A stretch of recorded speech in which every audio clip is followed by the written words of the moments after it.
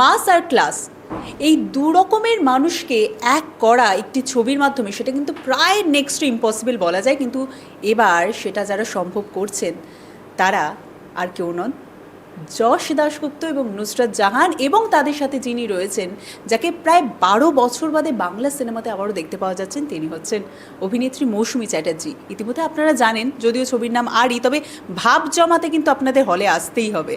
আর আজকে সেই ছবি নিয়ে আমাদের সাথে আড্ডায় রয়েছে আপনাদের খুব ফেভারিট জুটি, যশরথ জুটি, মানে একসাথে এই নামটাই আপনারা দিয়ে থাকেন, এবং তাই আমি আর ভেঙে ভেঙে বললাম না, প্রথমেই বলি যে কেমন আছো। ছবির দারুণ প্রমোশন শুরু হয়ে গেছে, অলরেডি 2টো গান রিলিজ হয়ে গেছে, ট্রেলার রিলিজ হয়ে গেছে, আর সবটাই পজিটিভ রেসপন্স। এই প্রথমবার দেখলাম যে নর্মালি আমরা যখনই আমাদের যে কোনো ছবি ট্রেলার রিলিজ হয় অনেক মিক্সড কমেন্টসও আসে। এবার প্রথমবার আমরা সত্যি কৃতজ্ঞ দর্শকের কাছে যে একটাও নেগেটিভ কমেন্ট আসেনি টিল ডেট। আর মানে এটা আমরা যেহেতু ফলো করছি পুরো বিষয়টা, সত্যি যে মানুষের এত ভালোবাসা পেয়েছি। প্রত্যেকবার আমরা বলি থ্যাংক ইউ আপনাদের ভালোবাসার জন্য, এবার কিন্তু সত্যি সত্যি আপনারা ভালোবাসা দিয়েছেন। So I think we are very very honoured and indebted. Jayasta, তোমারও তো সেম। যখন সেম বলতে গেলে যখন আমরা প্রজেক্টটা শুরু করেছিলাম রাইট, তখন ঠিক মানে তখন তো দুজনের মাথায় এটা ছিল গল্পটা নিয়ে যাওয়া যে মানুষের ভালো লাগবে কিনা। এই রকমভাবে যে রেসপন্সটা পাবো সেটা সত্যি ভাবতে পারিনি আমরা। কিন্তু মানে মনে হয় যে না, ঠিক ঠিক পথেই এগোচ্ছি। আর যেই ভাবনা নিয়ে এগিয়েছিলাম যে একটা নিজেদের মায়ের প্রতি ভালোবাসা, সো আই থিঙ্ক এই মা ছেলের ভালোবাসাটা শুধু আমাদের মধ্যে সীমাবদ্ধ না, এটা ইউনিভার্সাল, আর সেটারই প্রমাণ পাচ্ছি। এবং সব থেকে বড় যে বিষয়টা নজর কাড়ার মতো সেটা হচ্ছে এই সিনেমার মধ্যে দিয়ে, মানে আমরা যেটা জানি যে প্রেম ভালোবাসা এগুলো আসে, এবং তোমরা দুজন যখন ফ্রেমে রয়েছে তখন এটা সবার আগে স্বাভাবিকভাবে এই জুটির অনস্ক্রিন রোম্যান্সটাও দেখবো, কারণ সেটা যথেষ্ট হিট, কিন্তু সেই জায়গাটা দাঁড়িয়ে মা ছেলের ভালোবাসাটাকে তোমরা হাইলাইট করে তুলে ধরেছো। একদম, এটা এমন একটা সম্পর্ক যেটা ভগবান উপর থেকে তৈরি করে পাঠায়। মা এবং সন্তানের নারীর টান থাকে, এবং সেই সম্পর্কটা সবচেয়ে বেশি উপরে মানুষের জীবনে, সেটার প্রাধান্য কোথাও একটা হারিয়ে যাচ্ছিল বলে আজকের ডেটে দাঁড়িয়ে মনে হয়।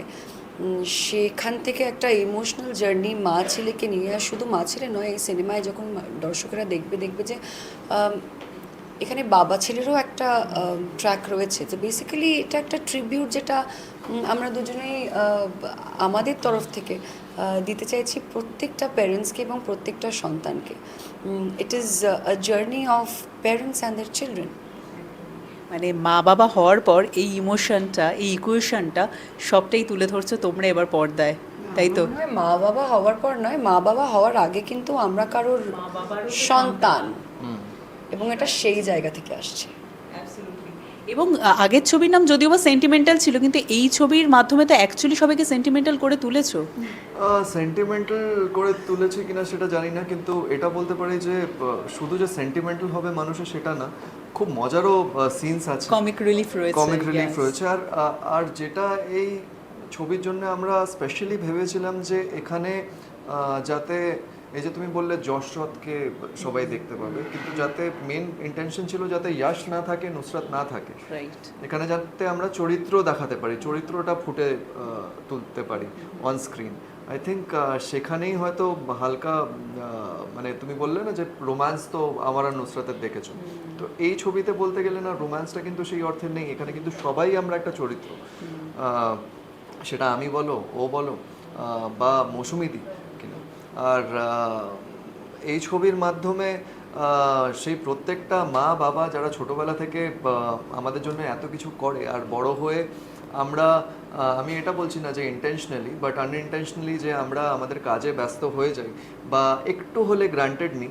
সার্কামস্ট্যান্সেসও এরকম থাকে অনেক সময়, না? হ্যাঁ, একদমই, যে গার্লফ্রেন্ডকে তো অনেকবার কিস করি, কিন্তু মাকে কতবার বড় হয়ে করেছি, যেখানে কিনা জীবনের প্রথম চুমুটা কিন্তু মাকেই খাই আমরা।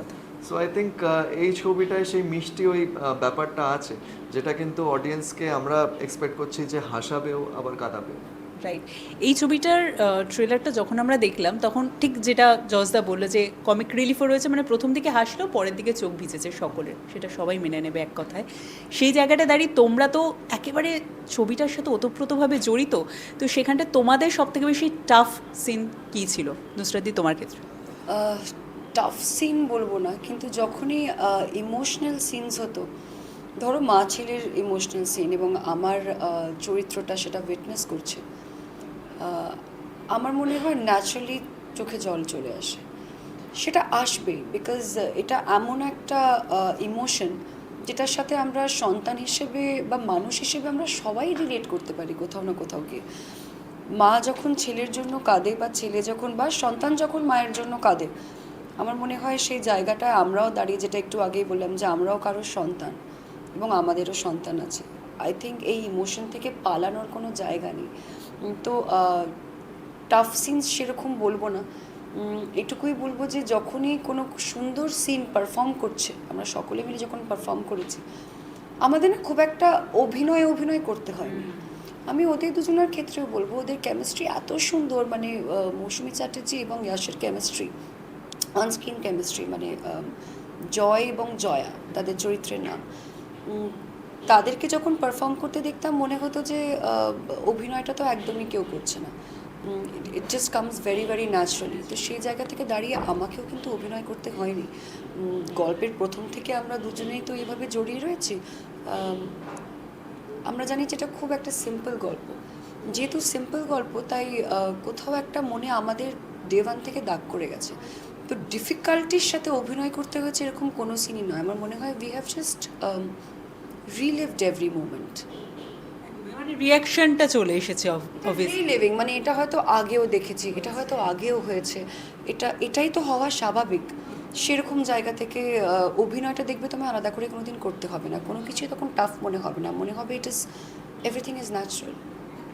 জজদা, যেহেতু জয় এবং জয়ার গল্প এটা, তোমার ক্ষেত্রে সবথেকে বেশি ওই সিন করার সময় কোনটা বেশি টাফ মোমেন্ট মনে হয়েছিল? টাফ মোমেন্ট আমি বলবো না, যেহেতু এই সিনেমাতে মৌসুমী ম্যাম বা কিভাবে ওনাকে ডাকা উচিত হয়তো ক্যামেরার সামনে কিভাবে ডাকা ওইভাবেই উচিত? হয়তো ডাকবো, কারণ ক্যামেরার সামনে বলুন নুসরাত এক্ষুনি, মানে মানে তোমরা লোকে হয়তো আমাদের ভুল ভাববে বিকজ হ্যাঁ। উনি দি মৌসুমী চ্যাটার্জি এবং ওনাকে মৌসুমী ম্যাম বলাই উচিত টেকনিক্যালি, কিন্তু যখনই আমাদের ফার্স্ট ডে যখন ওনার সাথে আলাপ হয়েছিল না, আমরা ওনাকে একটা আদরের নাম দিয়ে ফেলেছিলাম এবং সেই নামটা ওনার বেশ ভালো লেগেছিল। কারণ আমি ইয়ার্কি মেরে বলেছিলাম যে এই মৌসুমী দি বা মৌসুমী ম্যাম বলো না, আমাদের ছবির হিরোইন, আর হিরোইনকে কখনো দিদি বলতে নেই। বাট উনি ওই পয়েন্টটা বাই করে নিয়েছিলেন। যদিও জোকস অ্যাপার্ট, যেটা ডাকতে তাহলে তোমরা আমরা ওনাকে মৌ বলে মৌ ডাকতাম, এখনো টিল ডেট সেটাই বলে এখনো থাকি। মৌ বলেই ডাকি আমরা। কানেক্টেড। হ্যাঁ, তো যেটা তুমি বললে যে কোন সিন করতে অসুবিধা হয়েছে, সিন করতে অসুবিধা কি হয়েছে বলো তো? সেটা হচ্ছে যখন আমরা সিনগুলো করছিলাম না, তখন আমার সামনে কিন্তু উনি কাঁদছিলেন না, আমার সামনে কিন্তু আমার মাই কাঁদছিলেন, আর ওনার সামনে কিন্তু ওনার ছেলেই কাঁদছিল। তো এমন হয়েছে যেখানে উনিও কাঁদছেন, আমিও কাঁদছি, কারণ ওনাকে কাঁদতে দেখেই আমার বুক ফেটে যাচ্ছে। তো অভিনয় না, মানে ওটা হয়তো ক্যামেরা কাট হওয়ার পরেও নিজেকে সামলাতে হচ্ছে। সো ওইটা ভেবে যাওয়া না, ওনাকে কাঁদতে দেখা মানে আমার মনে হচ্ছে আমি আমার মাকেই কিন্তু কাঁদতে দেখছি, আর একটা নিজের মাকে কাঁদতে দেখে যে কোনো বাচ্চাই কাঁদবে। সো সিনগুলো আমার মনে হয় যে খুবই রিয়েল, যেটা আমরা এই সিনেমাতে রেখেছি। ক্যারেক্টার্সগুলো খুব রিয়েল, মানে আমাদের ছবিতে কমল দাও আছে আর উন্মেষও আছে। উন্মেষ যে বাঁকুড়া মিমসে খুব বিখ্যাত ঘোতন, কালকো। ঘোতন আমাদের সিনেমায় বুবাইয়ের চরিত্র প্লে করছে, এবং যে ট্র্যাকটা আমি বলছিলাম যে আরেকটা ট্র্যাক রয়েছে সাইমালটেনিয়াসলি বাবা এবং ছেলে, সেটা কমলদা এবং উন্মেষের। তাতে দেখবে অনেক ইকুয়েশনস বোঝা যাবে যে কীরকমভাবে আমরা বড় হতে হতে অনেক কিছু হারিয়ে ফেলি, কিন্তু আবারও খুঁজে পাওয়ার চান্স থাকে। সেই চান্সটাই যদি আমরা নিই তাহলেই দেখবে এই জটিল সম্পর্কগুলো কোথাও একটা গিয়ে সরল হয়ে যায়। মানে ওদের ট্র্যাকটাও যখন আমি অন ক্যামেরা দেখছি আমার খুব মিষ্টি লাগছে, মানে বাবা ছেলের ওই গল্পটা আমার অ্যাজ হয়তো আমরাই বানিয়েছি ছবিটা, কিন্তু অ্যাজ দর্শক যখন দেখছি আমি নিজেই কানেক্ট করতে পারছি ওই বিষয়টা নিয়ে। আর খুব হয় না একটা কোনো স্ট্রং মেসেজ বা সোশ্যাল রিফর্ম করার জন্য এই ছবিটা করা হয়নি, কিন্তু একটা ফিল গুড জানা কথাগুলোই দেখা, আর যেই ভালোবাসাটা দেওয়ার বিষয় একটা আছে, already অনেক কিছু আছে, হারিয়ে যায় একটা- সেটা মনে একটা করিয়ে দেওয়ার ছেলেকে বিষয়। কখনো এটা বলতে হবে না নিজের মাকে ভালোবাসো, বা একটা মেয়েকে বলতে হবে না নিজের বাবাকে ভালোবাসো, কিন্তু এই যে কাজের ব্যস্ততায় আমরা একটু হলেও ভটকে যাই, তো এই ছবিটার মাধ্যমে আবার সেটা মনে পড়ে যাবে আর কিছু। এবং যেটা না বললি না, লাস্ট সিন যেটা নিয়ে ভীষণ কথা হয়েছে, আমার মনে হয় জজদা তুমিও যখন সোশ্যাল মিডিয়া দেখেছো, নুসরাদি তুমিও দেখেছো, যে ওই মোমেন্টটায় বোধহয় সবার চোখের জল ধরে রাখাটা ভীষণভাবে টাফ হয়ে গেছে, যখন একজন ছেলে তার মাকে খুঁজছে, ঠিক ছোটোবেলাকার মতো যখন মারা এরমভাবে ছেলে বা মেয়েকে আমাদের ভালোবেসে ডেকে নেয় কাছে, সেই মোমেন্টে একটু জানতে চাইবো ওই সময় অভিনয় মুহূর্তটা, এবং তোমার থেকে জানতে চাইবো কারণ তুমি সামনে থেকে দেখেছিলে দর্শক হিসাবে, একজন অভিনেত্রী তো অবশ্যই, প্রযোজক হিসাবেও। অনেস্টলি তোমাকে বলতে গেলে আমরা সেদিন খুব মানে একটা চাপের মধ্যেই চাপের ছিলাম। মধ্যে শ্যুট করছিলাম, আর অনেকটা রাত হয়ে গেছিলো এবং মৌসুমীদের এটা- শরীরও খারাপ ছিল না, সেটা। শরীর খারাপ ছিল, কিন্তু তাও উনি এসে শুটিংটা কমপ্লিট করেছিলেন এবং ওনাকে তাড়াতাড়ি ছেড়ে দেওয়ার পরে এই পোর্শনটা বাকি ছিল। আমি ছিলাম সেখানে এবং আমরা ওই বাসের পেছন থেকে বেরোনোর ছিল এবং মাকে খোঁজার একটা বিষয় ছিল। উনি কি পারফর্ম করবে এটা কিন্তু কেউ জানতো না, কেউই জানতো না। ক্যামেরার পেছনে যারা উপস্থিত ছিল, from DOP to the entire creative team, director অবধি, তারাও জানতো না যে কীভাবে ও পারফর্ম করবে, অ্যান্ড আমিও সেরকমভাবে I also did not know. তো আমরা অন্য কথা বলতে বলতে এবার অ্যাকশন বলেছে, ও জাস্ট বেরিয়ে এটা ন্যাচারালি পারফর্ম করে দিয়েছে। যখন এটা পারফর্ম করেছে তখন কিন্তু সবাই মানে একটা নিস্তব্ধতার মধ্যে থেকে সবাই তাকিয়ে আছে, সবাই জিজ্ঞেস করছে যে তুমি এইটা করবে, সেটা ডিওপি বলছেন যে তুমি চিন্টুদা বলছিলে যে এইটা করবে, সেটা তো আমরা জানতাম না, বললে আমরা প্রিপেয়ার থাকতাম। আমার চিন্টুদার চোখে জল নিয়ে এসে হ্যাঁ, মানে সেটা বলছে। এটা একটা খুব একটা হেভি হার্ট চলে আসে যখন কেউ যে কোনো আর্টিস্ট এভাবে পারফর্ম করে, and I think by far in this film this is Yash's best performance. So এটা প্রযোজক হিসেবে নয়, ওর কালিগ হিসেবে এটা আমি বলতে পারি। দরাজ গলার প্রশংসা, একটু জজদা তোমার ওই মুহূর্তটা শুনবো।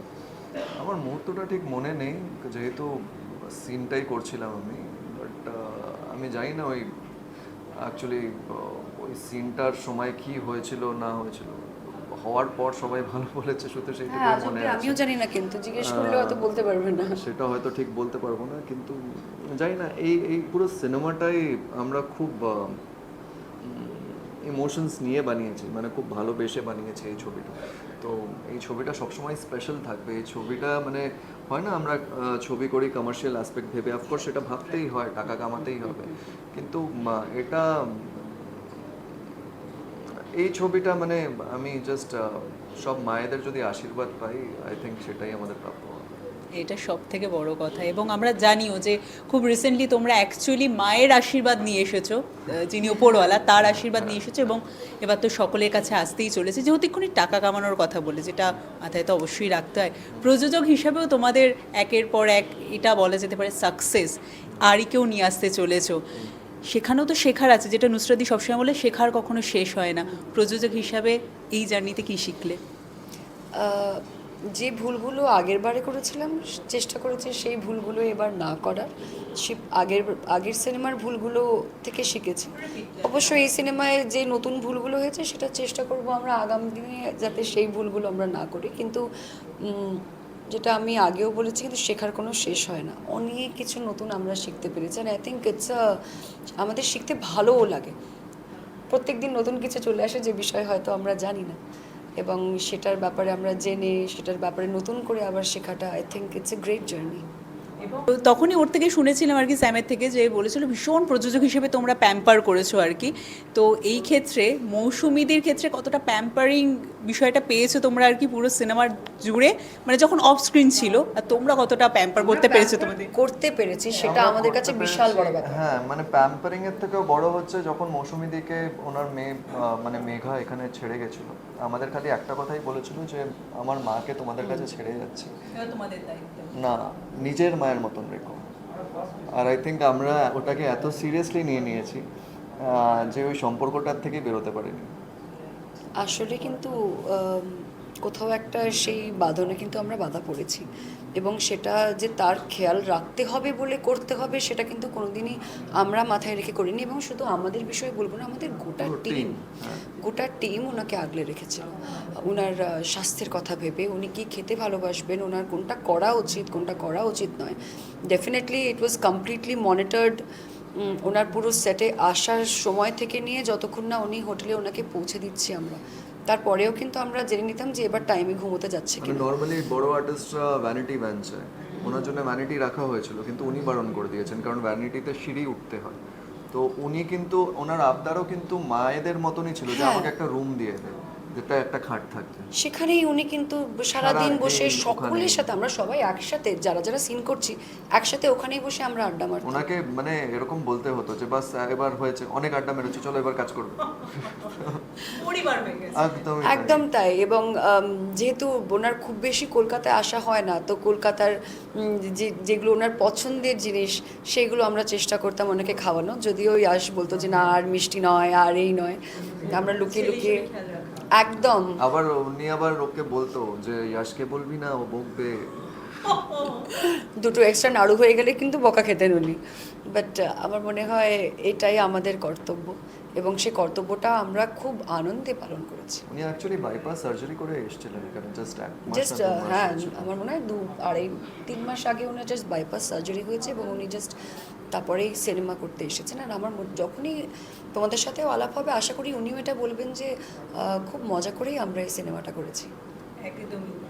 শেষ করব, শেষের আগে একটা ছোট্ট গেম রয়েছে আর কি তোমাদের জন্য। সেই গেমটা হচ্ছে আরই আমরা যেভাবে দেখাই সেইভাবেই দেখাবো, এবং ভাব যেভাবে দেখাই সেভাবে দেখাবো।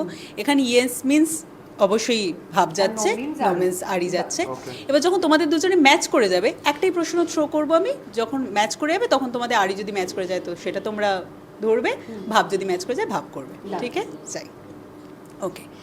ফার্স্টে যেটা রয়েছে, বাবা মাকে কখনো, নিজেদের বাবা মাকে কখনো প্রেমের কথা শেয়ার করেছো?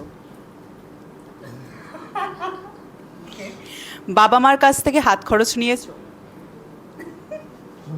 মনের মিল হয়ে যাচ্ছে, এটা খুব স্বাভাবিক, কে নেয়নি, কে সবাই নেয়নি, হাত সবাই উঠবে। নিয়েছে। রাইট। নিজেদের মধ্যে যখন মান অভিমান হয়, তার জন্য যখন রাগও হয়েছে, তারপরে একে অপরের না বলে কেয়ার নিয়েছো? ভাবটাও করে নাও। কাজের ফাঁকে একে অপরকে মিস করলে ছোট্ট টেক্সটে কখনো ভালোবাসার কথা লিখেছো বা মিস ইউ লিখেছো? আরই তো হচ্ছেই না।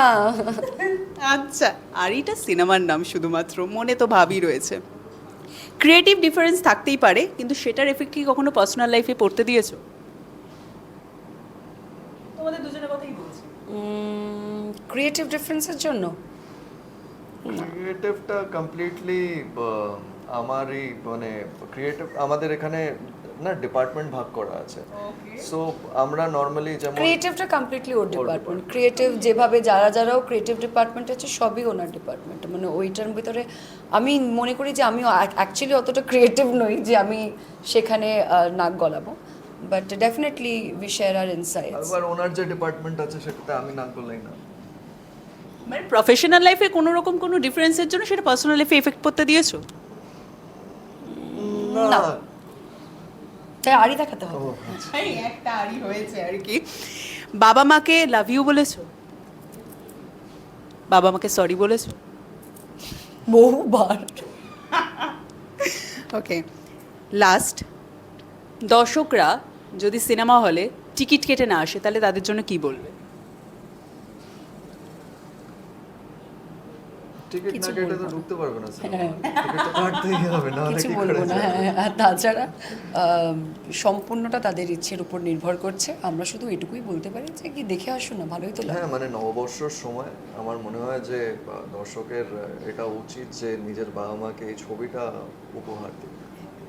খুব সুন্দর কথা বললো এটা। মানে বাবা মার জন্য তো একটা কোনো উপহার থাকে, ঠিক যেরকম আমি যে প্রশ্নটা রেখেছিলাম যে লাভ ইউ বলা বা সরি বলা, বেশিরভাগ ক্ষেত্রে আমরা বলতে পারি না লাভ ইউ কথাটা। মাকে বললেই কোনো একটা ঝগড়া পর মা হঠাৎ করে ঠিক আছে যা, এমন একটা মুখ করে, এই সরি মুখটাই- বলতে এই ইচ্ছে করে মুখটাই না। খুব বাঙালি মায়েদের একটা বিষয়, হ্যাঁ, এই কিরকম- জিনিসটাই আছে, এইগুলোই আছে আমাদের ছবি। হ্যাঁ একদম। আমার তো বিষয়টাই মনে হয় যে it is become so natural যে আবার সরি বললাম, এই পাত্তাও দিল না।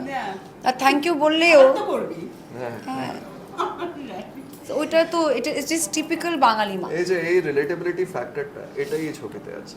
আর এইটাই মানুষরা যাতে আবারও, যেটা তুমি বলছিলে, রিলিভ করার জন্য, তার জন্য হলে যেতে হবে তাদেরকে, আরই দেখতে হবে। এবং ট্রেলার যখন এতটা ভালোবাসা পেয়েছে, আমার মনে হয় সিনেমা দেখার অপেক্ষা আর মাত্র কয়েকদিন। তার জন্য সিনেমাটা দেখার পরে ওনারা যখন নিজেদের ফিডব্যাক যেভাবে ট্রেলার দেখে দিয়েছেন, আমরা চাইবো যে সিনেমাটাও দেখে নিজেদের ফিডব্যাক আমাদেরকে জানান, ভালো খারাপ যাই হোক, কিন্তু সিনেমাটা দেখুন তারপরে জানাবেন।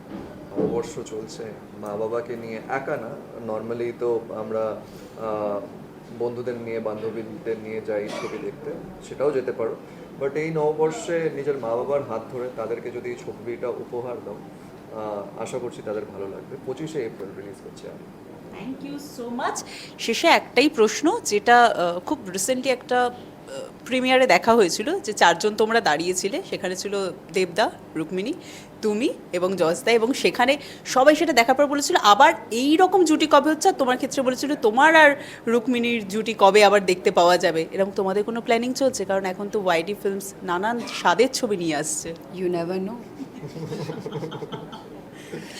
ইউ নেভার নো, অপেক্ষা করতে হবে, সব কিছু আগে বলে দেওয়া তো ঠিক নয়, বুঝলি? ওকে, তার মানে আরও এক স্বাদের ছবি হয়তো আসতেও পারে। তবে আপাতত 25শে এপ্রিলের জন্য আপনাদের উপহার রয়েছে আরই। আর তবে এই উপহারটা শুধুমাত্র একা আপনাদের জন্য নয়, বাবা মাকে উপহার দেওয়ার জন্য অবশ্যই নিকটবর্তী প্রেক্ষাগৃহে গিয়ে অবশ্যই সকলের সাথে এনজয় করুন পারিবারিক সিনেমা আরই।